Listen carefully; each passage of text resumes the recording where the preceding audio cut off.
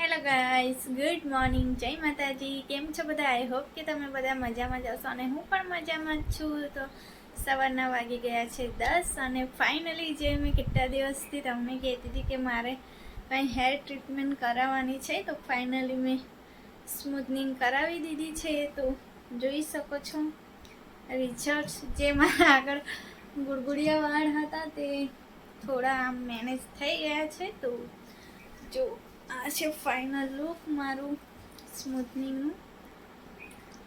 તો જોઈ શકો છો. તો સ્મૂથનિંગ કરાવવાના લગભગ 6-7 દિવસ થઈ ગયા છે. તો આજે મેં વિચાર્યું કે આજે વિડીયો શૂટ કરી લઉં. તો જોઈ શકો છો મારા વાળ હવે પહેલાં જેવું નહીં લાગતું.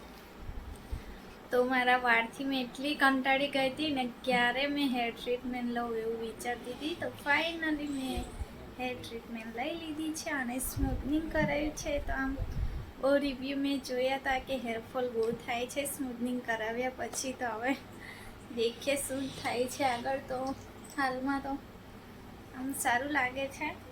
તો જોઈ શકો છો તમે બધા પણ સ્મૂથનિંગનું રિઝલ્ટ. અને મેં કરાયું છે અમારા અહીં રાજપીપળામાં કરાયું છે, લવલી બ્યુટી પાર્લર છે ત્યાં.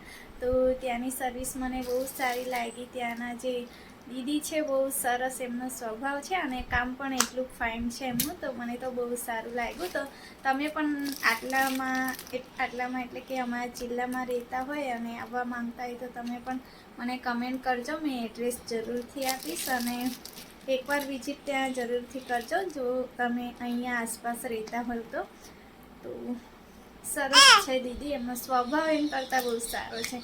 ક્યારે ઓલા તો મારે તો બેબી સાથે ત્યાં વિડીયો બનાવવાનું તો બહુ અઘરું હતું, એટલે વિડીયો નહીં બનાવ્યો. કેમ કે આસ્થા મારી તો ખોડામાં જ આવીને બેસી જતી હતી. કેમ કે ઘરમાં બહુ ખુલ્લામાં રમેલી ને, એટલે ત્યાં પછી પાર્લર એને બહુ નાનું લાગતું હતું, અંદર રહેતી જ નહોતી, બહુ રડતી હતી. તો મેં ગઈ હતી મારી સિસ્ટર જોડે. તો મારી બેન હતી પણ એની જોડે પણ એ વધારે નહીં રહેતી હવે, કેમ કે મારી સાથે ટેવાઈ ગઈ છે દાદી દાદા જોડે વધારે રમે એટલા માટે. તો આસ્થા મારી અહીંયા જ છે અને મને વિડીયો શૂટ નથી કરવા દેતી. આસ્થા મારી નીચે છે ને, તો મને વિડીયો શૂટ નથી કરવા દેતી. એને એવું છે કે મમ્મા મારી સાથે જ રમે.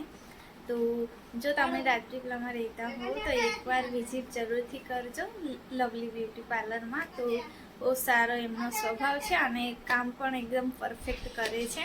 મારે તો આસ્થાને લઈને ગઈ હતી તો એટલું મસ્ત કામ કરી આવ્યું મને. તો જોઈ શકો છો તમે રિઝલ્ટ.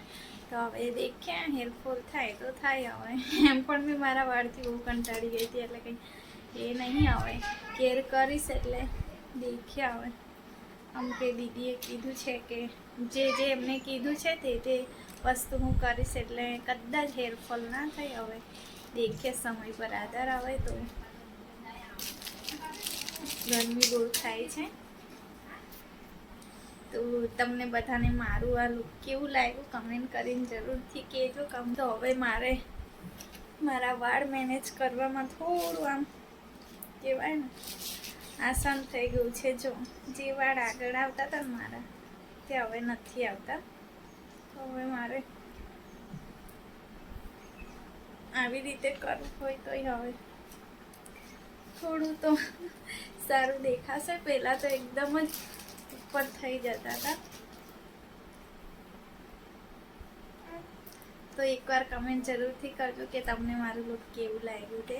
તમે રાજપીપળામાં રહેતા હોય કે રાજપીપળાના આસપાસ રહેતા હોય તો તમને હું કહેવા માંગીશ કે એકવાર લવલી બ્યુટી પાર્લરમાં જરૂરથી વિઝિટ કરજો. તમને બહુ સારું લાગશે. તો મારો અનુભવ છે સારો, એટલા માટે હું તમને કહું છું. તો ચાલો ફ્રેન્ડ્સ, આજનો વિડીયો હું અહીંયા જ એન્ડ કરીશ. ફરી મળીશું આવતા નવા વિડીયો સાથે. ત્યાં સુધી જય માતાજી, બાય બાય.